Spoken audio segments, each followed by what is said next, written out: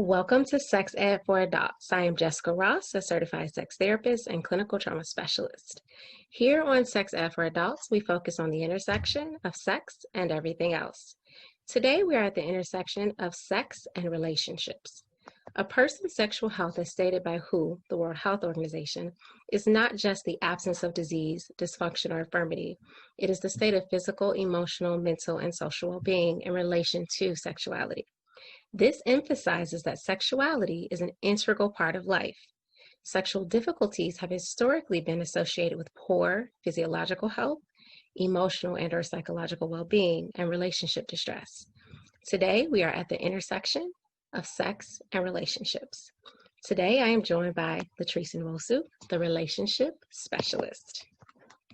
So I am going to read a little bit about her bio, and we're going to learn a little bit about LaTrease today, and then we're just going to jump right in.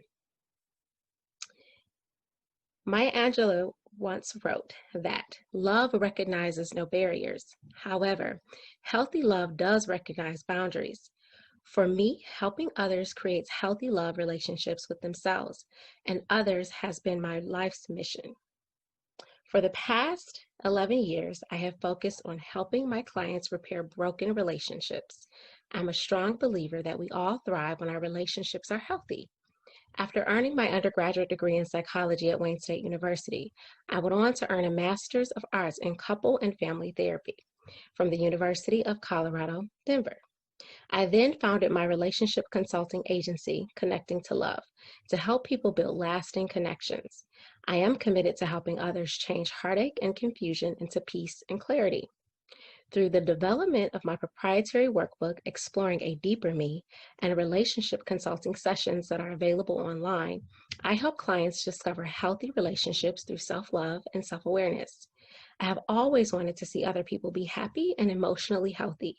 Through my own career experiences, I have identified human connection as the source of a sense of belonging and loving. Through my own self-love journey, I know that connection is what we all live by. Beautiful words. I love the sentiment. Well, thank you. So, LaTrease, welcome. We are so happy to have you here. Many of you may have seen us work together before, talking about just relationships during quarantine and the beginning of the pandemic. And now we're here to really hear from LaTrease in terms of her expertise and how it intersects with sex, essentially. All right, so we're going to jump into the questions, but I just want you to go ahead and say hello to the people and welcome. Yeah, well, thank you for having me. And it's really interesting having your bio read by someone and then it just read so like beautifully. I'm like, wow, that's awesome. Those are some beautiful words. But yeah, I'm excited to be here. I'm excited for us to work together again. It's always fun when we have these talks because they go so well together. So yeah. Yeah, I agree. And I was commenting on LaTrease's lovely hair. I love the mane. So in this, I'm just going to start by asking, how long have you been a therapist and how exactly did you end up working in relationships? Well, I've been doing relational work. So I've been doing relational work, families, mostly families for about 13 years. And then I just recently became a therapist in 2016, 2017. So it's more recent about being licensed and provisionally licensed and all those things. That's more new. But the work in relationships has been ever since I got out of school for my undergraduate degree. It's been working in the realm of relationships. But I discovered in my journey, I originally wanted to be a family therapist. And then in my journey of going through my graduate program, I found out that I actually love couples better. I love the dynamics that the couple is the foundation of the family. And so if I can help the couple become stronger, then I can help the family grow stronger. And so that's kind of how I fell into that. I actually prefer it to be that way, to do the work that way. Well, I love it because I have to agree that I think the couple sets the tone, right? Mhm. They are part of that foundational piece. So, all right. So, in terms of why a person may specifically seek you out, the relationship specialist, what is it that you do differently? Well, the thing is that there are parts where, as a therapist, I can focus on many things, mental health, all of that. My work as a relationship specialist, I focus on relationships. And it's the thing that makes me a little bit different. I focus also on your relationship with yourself. How are you in relation to yourself, and how you bring that relationship into your relationships. Mm, And I think that's where I'm a big believer on. If you don't have a quality relationship with yourself, you can't show up in your other relationships well either. And so my focus, even though I work with couples, I do a lot of work around who are you? How are mm. you to yourself? And how is this influencing what's going on right now in the relationship that you have and that you're trying to work towards? So Extremely important questions, which I knew you were going to do that. I think sometimes that you read my mind, but my next question then is what are the impacts of your personal history on your relationship? yeah, so and that's the thing, my favorite, I always tell folks like the first work that we do together, the first session is always family history. Mm, And because our foundation, that's our foundation of who we are. And a lot of people don't follow this theory, but there's a theory around our identity is already built from 0 to 6. And then we hmm. just go through life building upon that more. And Absolutely. I believe that, and I think it's we also learn how to love ourselves and others from 0 to 6. Hmm. And so my goal is to figure out what were those messages that you received about who you are in the world and the people that love you, and how did they perpetuate a message of love and connection and attachment, and Hmm. how do you use those messages in relation to the other people around you? And so it's the most important, it's the foundation of our existence. Hmm. Hmm. Hmm. Well, absolutely. So, in that, quite honestly, I can't do anything but agree.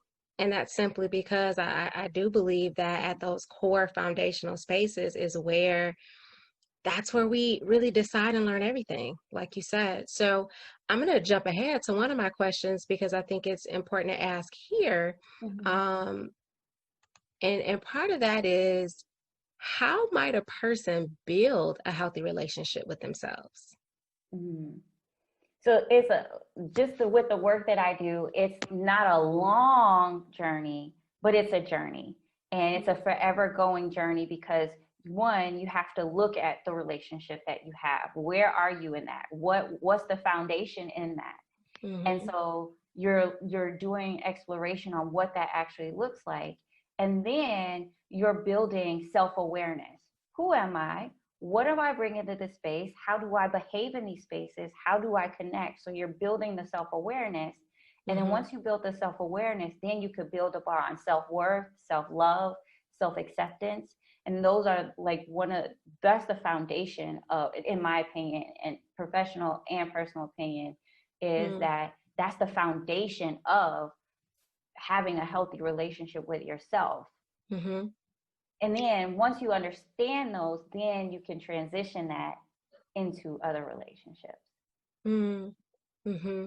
So that idea of a lot of the work that's done with you solo is about one, building relationships in it. And if you do that with yourself, that more easily and more realistically translates with how you learn to then love someone else or care Mm-hmm. about somebody else.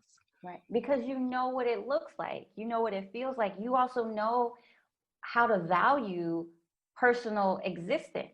Mm, If you don't value your own existence in that sense, then when someone brings themselves into the space, you don't know how to hold their existence as well, how to handle that. And mm-hmm. so if you come in the space and saying, look, I know I bring these things into a relationship, I know that I'm working on those, I'm also going to extend healthy grace, not Mm, unhealthy. I'm going to extend healthy grace and understand that's their thing. This is my thing. I'm working on me. I'm figuring it out. I'm going to lend that to them in a healthy, effective way. I love it. Absolutely. It definitely aligns with, not that it has to, but it definitely aligns with, my own personal and professional philosophy. So in this, we're going to jump into the next question. And as we get into these questions, they're going to get a bit deeper. And I would also say a bit abstract. So how do you define intimacy? I love this question. I do. So to me, I believe intimacy is really around, I'm going to use the word connection, is around how we connect to others in a more unspoken way, right? There's a physical intimacy, then there's the emotional part of that. This is just a deeper way of how can we connect to each other in a way that brings us so close that we understand each other, and we understand each other that we are still able to be far apart and still be so close. That's the best way that I can describe it, because I've really never really given it like this deep thought, but that's the best way that I can describe it. So pulling from that, I hear beyond the physical, it's this shared emotional, I'm gonna throw in connection, but this shared, right, emotional experience that you have with yourself, or with another person. Yeah. And it's in the part that I know to be, for me, in my meaning, is really this connection that doesn't see time, distance, or anything. You know that you're in that space. You know that this person is there with you, even if they're not physically present with you. You know that there's a shared understanding. There's this space of intimacy. Well, there's this space of just private space for each other. I like that private space, that it just belongs to you, or you. Yeah, it just belongs. Yeah, that's what it's a sacred type of space. If we're talking about couples, intimacy is their space for them to be themselves as a couple. Where when you talk about intimacy, your own individual intimacy, you sharing these private emotions, these private thoughts, experiences with someone you care about. So it's more about like a sacred thing. And for anybody that follows me, what we call that is the castle, right? That is a part of your castle space, your couple space. All right. So we have this definition of intimacy, but is intimacy then different from sex? Is it a part of sex? I think it's both. And I think sex is a subjective, like the meaning we put on sex is very subjective as the meaning we put on intimacy and the meaning we put on love. I think they're all a subjective thing. And with some folks, sex can be just a physical connection. It can be a physical act. It can be a shared moment, or it can be a shared time, right? Like a shared experience of connection. So it just depends on how the person, there can be intimacy in sex. Okay. And so I think there's that piece. There can be a private sharing of oneself in sex. Again, it goes to what is this person, what are both parties in this sexual act? What are they sharing? Are they sharing their private selves? Because our body, our private parts aren't always, we all have them. We know what they look like. It's not private. But there's other parts that go into that where we share, and that's the private parts of the sex that can bring intimacy into sex. So again, with connection. It's always going to be connection. I mean, connection to love didn't get its name for right. So does the relationship influence sexual health then, or does the sexual health influence the relationship? Oh, I think it just depends on how healthy both parties are. I think, and so, so you can have a great sex life as a couple and have a horrible couple life, like relationship. Mm-hmm. like an unhealthy, I don't want to use horrible, unhealthy, Mm-hmm. unprogressive relationship.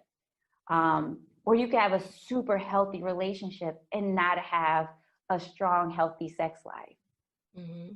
And so they can influence each other, or they don't have to influence each, because some couples do well. Like, I know this is just a sexual relationship. We were good in this space and we don't do so well, but we're going to stay together and we're going to make it work. Right. And then Mm-hmm. there's some people who are like, we don't have a good sex life, but I love this person and we're going to do everything. We're going to put in the work. And then there's folks, whoever values the sex the most Mm-hmm. dictates if the relationship is going to be healthy or not. Mm. That's an interesting thought. And I've worked with couples where their sex drive is different, and Mm-hmm. that the differences in sex drive, and they haven't made peace with that, dictates how healthy the relationship will be. Mm-hmm. And usually the person with the lower sex drive tends to have more power, quote unquote, in the relationship. So the person who values sex more tries to do whatever it takes to get the person with the lower sex drive to have sex with them. And Mm-hmm. so then that creates some losing of self, some compromising, where folks, Mm-hmm. where you compromise, you lose parts of you, and then the other person may be losing parts of themselves. So it's a complicated answer for me to give, Mm-hmm. because it just depends on the people who are in the relationship. Mm-hmm.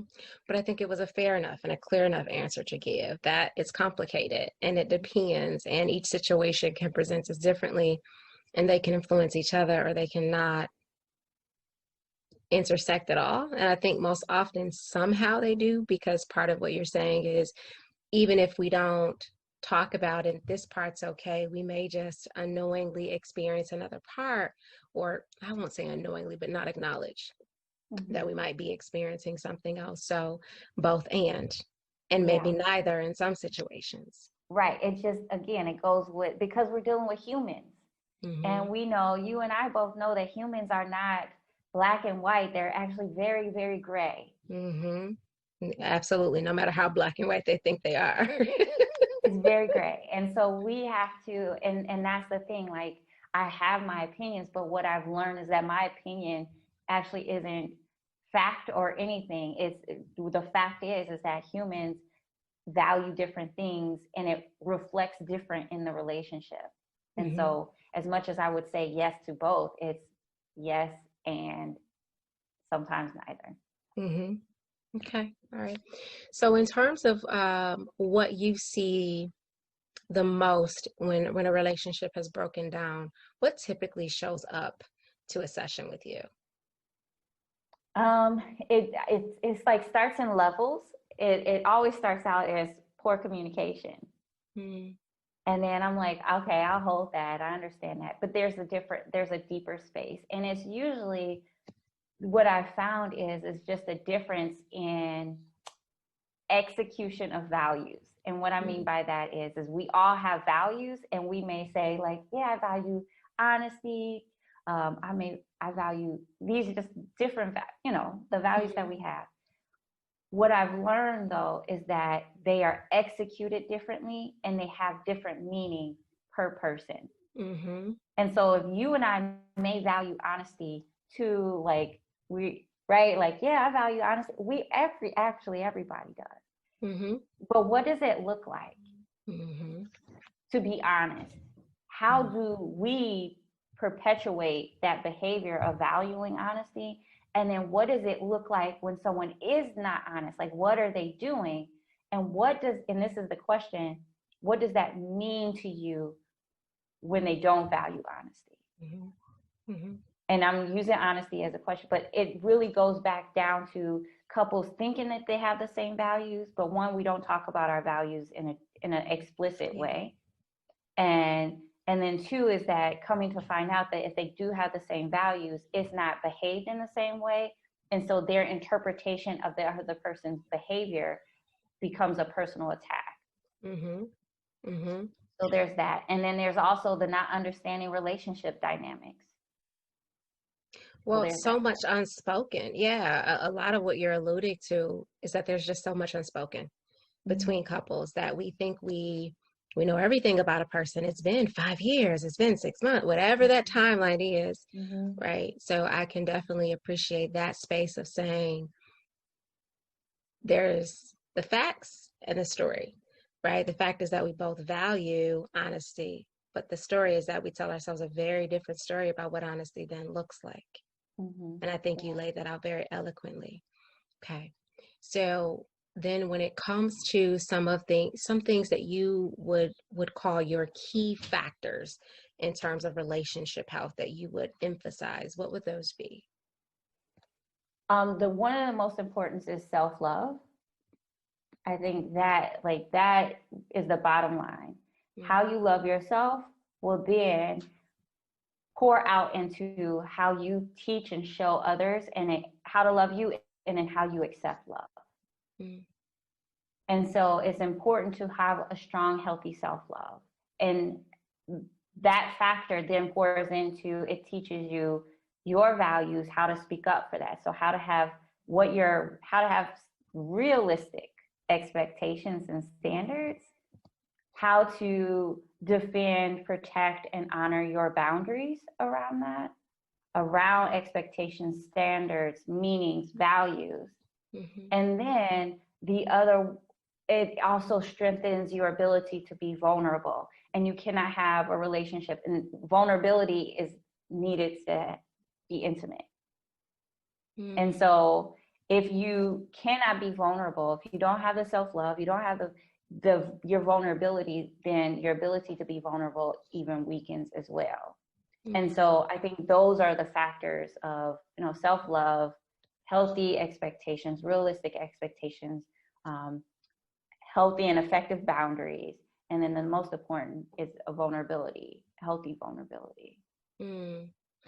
I have three more questions for you, and I'm gonna drop one because you said vulnerability, and I can't escape without getting you to talk about that a little bit more Mm-hmm. in terms of when a person, when an individual is fearful of re-entering the world of love, the world of connection, because they have been vulnerable of what they assume to have been vulnerable and they have been hurt repeatedly, or we have these perceptions of abandonment, right? How do you talk to them about being vulnerable and opening again and trying to then learn to connect with self and the world again? Yeah. So part of it is twofold. So part of it is going back to that space of hurt, the attachment injury, Mm-hmm. going back to that space, processing the pain, processing whatever happened in those moments. Mm-hmm. And it's not like, tell me the story, go back. And it's really, what was it like in those? What are the emotions that you carried with you? What are the messages about who you are as a person, who you are as, whatever that interaction was? Mm-hmm. Let's find out how that has now been influencing how you reach out in other spaces. Mm-hmm. And now let's highlight how effective this has been for you, which in general it has not.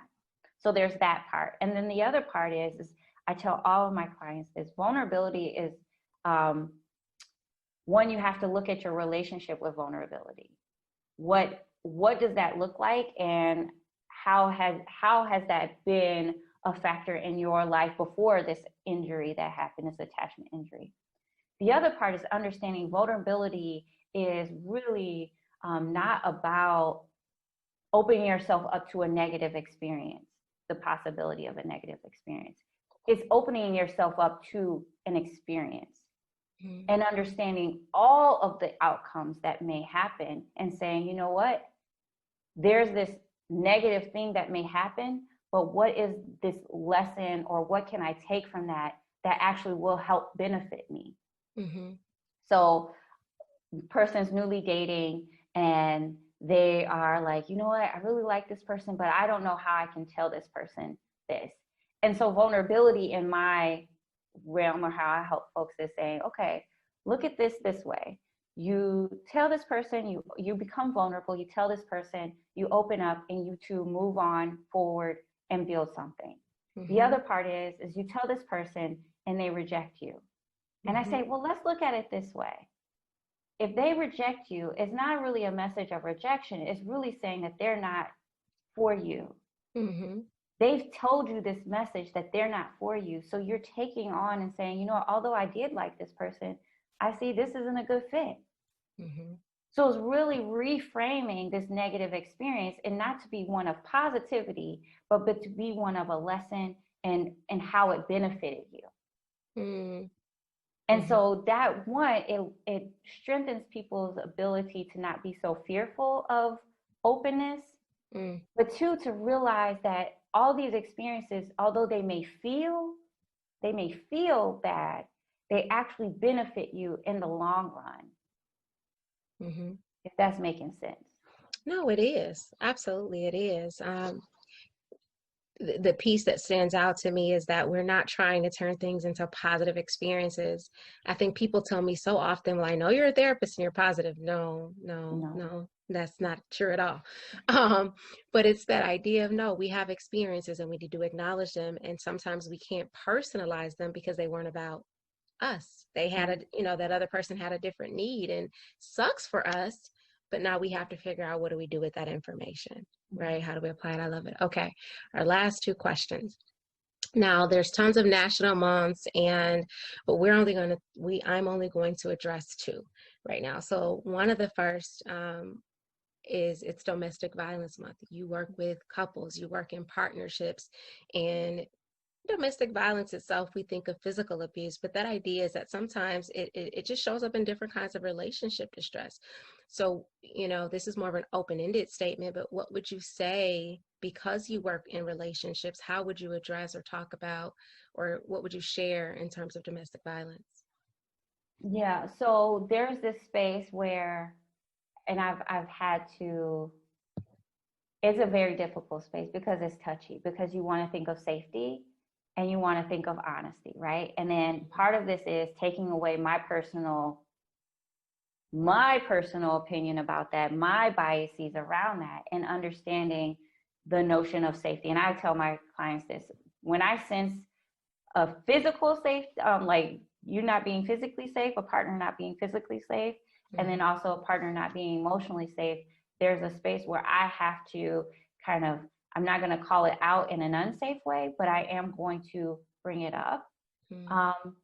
And so there's that. And then I also have to recognize that people are in situations because of the heart, because of fear, because of just so many things. And it's not my place to tell someone what to do. But what I always do is give folks the tools on what type of relationship do you really want?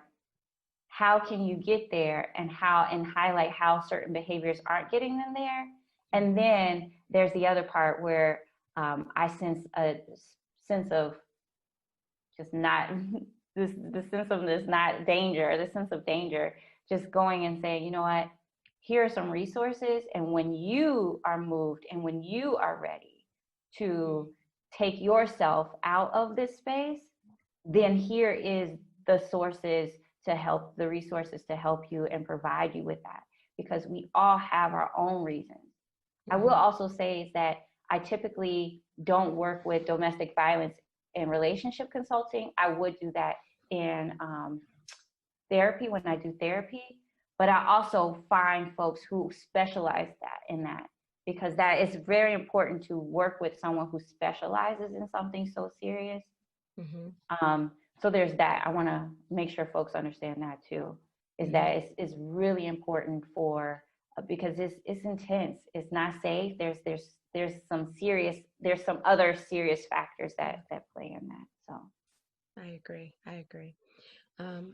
So now my last question here is going to be a bit of a complete opposite end. I'm not going to say complete opposite end, but it's also National Kink Month. Okay. And right, so talk to me a little bit about, what does that look like in terms of relationships and working with couples, and if couples are more kinky, or that doesn't, if one person wants to explore that and one doesn't, like, how do you, if you've come across this, how do you experience it, how do you express it, or work with it, I should say?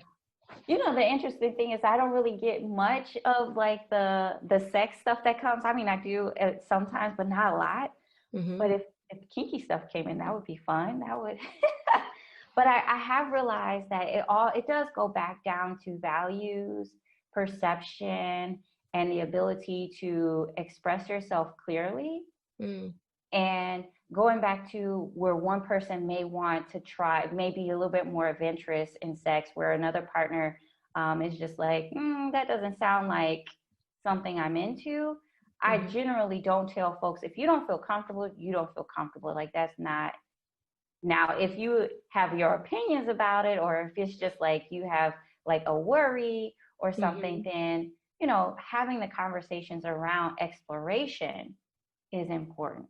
And Mm-hmm. talking about, okay, I always have folks, understanding is better than compromising. When you come to a space of understanding, you get to be creative and you get to use your resources and you get to really support each other's needs. Mm-hmm. So if this one partner has this extreme, quote unquote, kink, then exploring what purpose does that serve for them, and finding ways on, okay, I can't do those things, but I can serve this purpose in this way. And Mm-hmm. would you be willing to try that? Mm. Agreement rather than compromise.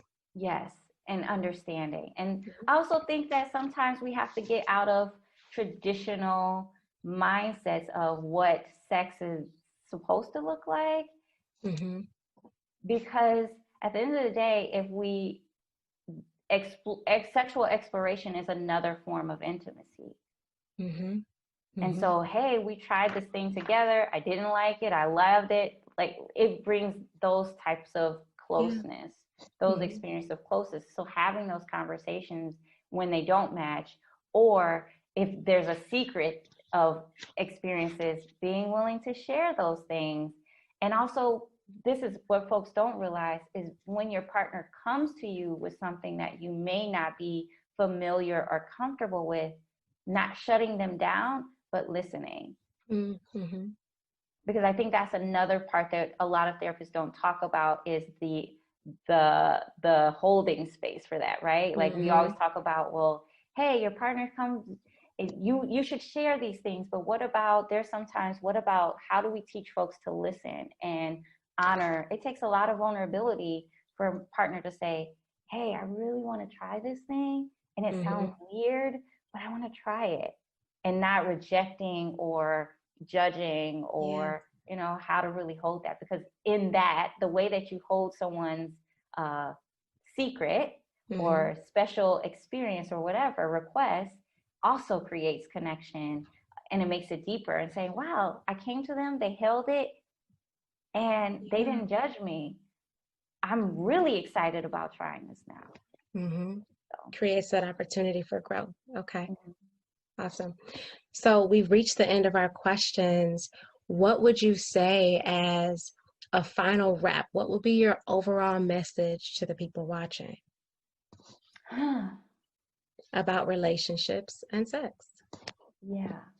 I think the thing is that when you have this space of self-love and self-awareness, then you can also learn how to honor others when it comes to just different experiences. You're more open to exploring, because sex in couples and relationships is about exploring each other, getting to know each other in different ways.